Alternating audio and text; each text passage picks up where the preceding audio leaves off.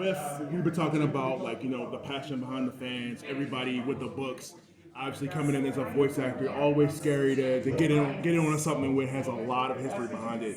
Were you guys thinking about that at all coming into your roles? That's not scary. That's impressive. I mean, I suppose for some, well, no. I mean, on the Justice League cartoon, I would always joke with Kevin Conroy, Susan Eisenberg, and George Newbern. It's like, oh, you guys are playing the big three. Even people who have never picked up a comic book have an opinion about how that character should sound.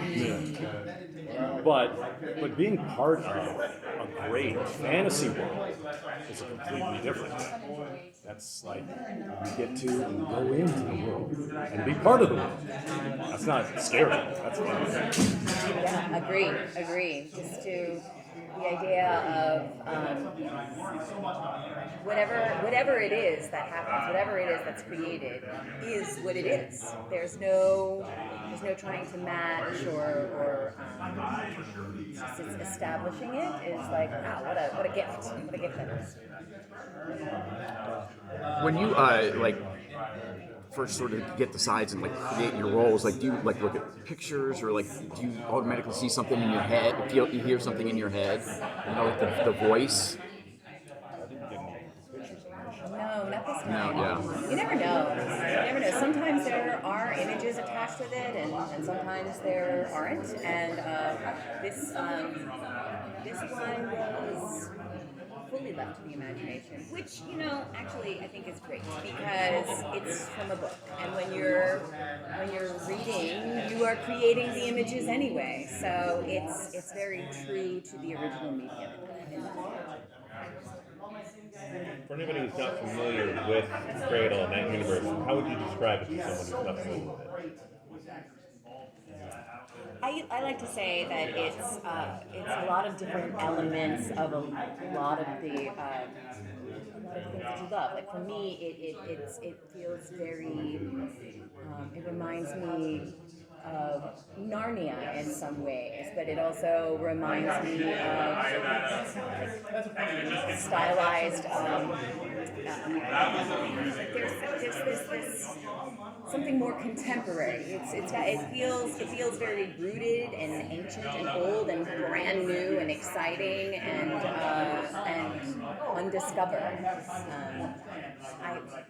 I read a lot to my son. We have gone through so many different series, Cradle series, Narnia series. I can't remember the others. Just tons of different series, and so I started reading Cradle to him at bedtime, and it's not like anything that we've read before. He's immediately gripped. He's like, oh, that's cool. It feels approachable to like a young adult audience, but one that respects its audience and respects the maturity, the ability of its audience to handle complex concepts. I feel like I was trying to do my research and everything, and I feel like I missed who are the characters that you guys. Can you talk about that you guys are playing? I play Cyrus, the Pantheon of the Waypoint. Okay. I am Elder Whisper. And like I said, just jumping right into that, like I said earlier, like I said, the fandom behind that, like he was saying, like bringing those voices, like finding traits of those characters to bringing it. Did you feel like you had a difficult time, like really finding the voices for those characters? Difficult time? No. A journey? Yes. It was. I'm thinking about like a dragon is but like ethereal. So I think I originally approached it as something kind of more high pitched and lofty, and then it was like no, bring it down, make it more grounded. So then it was like more grounded down here. But I was like no, it's like something in between, and add some canine elements to it. So some snarls, and I love to do creature work. It's one of my favorite things to do. So I'm like yes, bring in the creatures. So like adding like snarls and growls in different places was. yeah, we all did it together, and we really did all do it together. So, how did you guys prepare for the roles, your characters, and what kind of, I guess, work went into developing the voice? Y'all want to take acting classes? You read the material, and you find the perspective that touches you. It's like, what would I sound like if I was in this scenario? But then you collaborate with the creators, and they give you more background to the character, and you add that in. It's like, oh, well, it's not how I would sound, it's how would someone age 70 sound who has magic powers. And so you just add levels and levels. So, how does your experience on Cradle compare to your other work, like in Samurai Jack and Justice League? It's great. Well, in the old days, we got to record together. Nowadays, since pandemic, nobody records together. But working with great material gives you a good performance.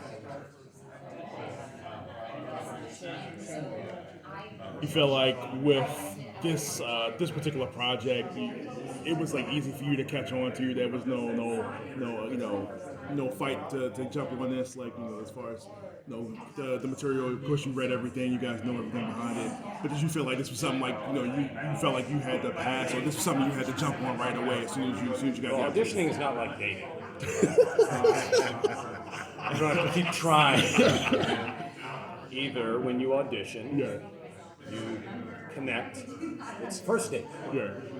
And then you're engaged.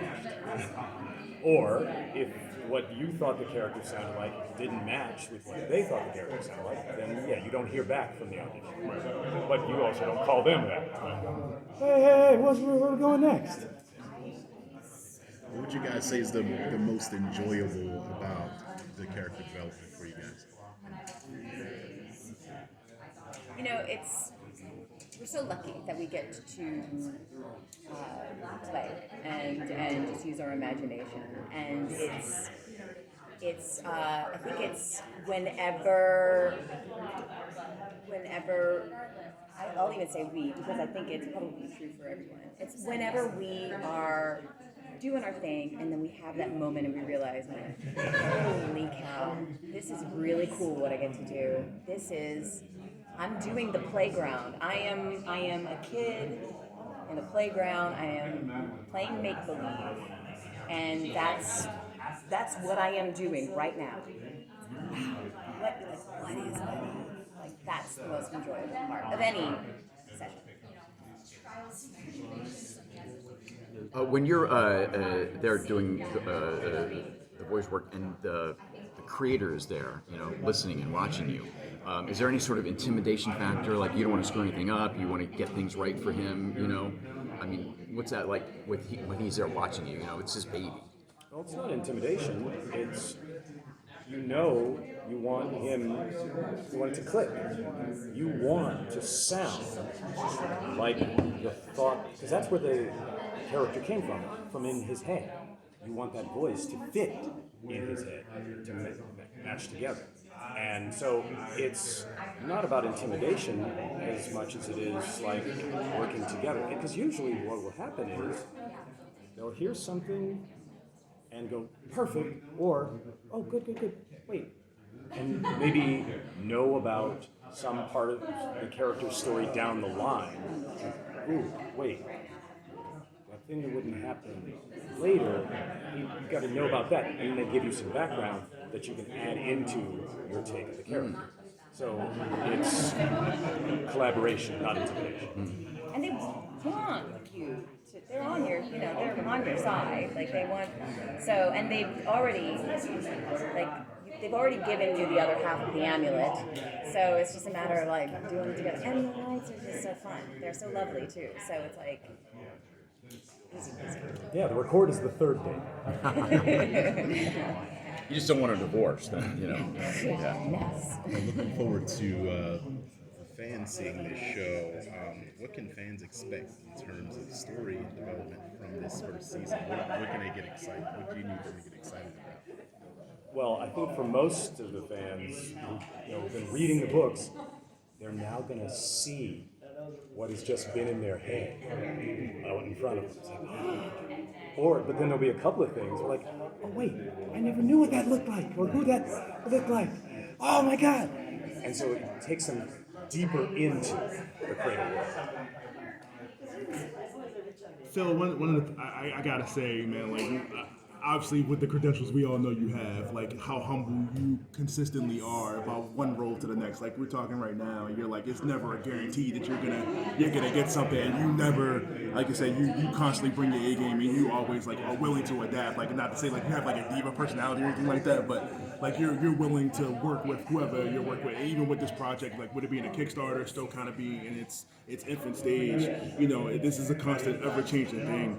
Do you feel like with project that you have that's already established, having a voice director, this is going to be a lot harder with it being in a Kickstarter stage versus like already having like a voice director and like already an established series? No, it's not about hardness. I mean, level of success, you don't know. But you know when you've got good material. I mean, when I did the first episode of Samurai Jack, we didn't have a series of books that tons of people had already read, But in show business, you know that there is not always a direct correlation between quality and success.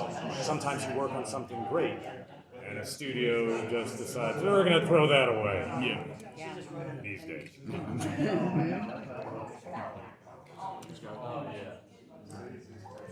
So, send a message to the fans to get them excited to see this show. What would you say to them?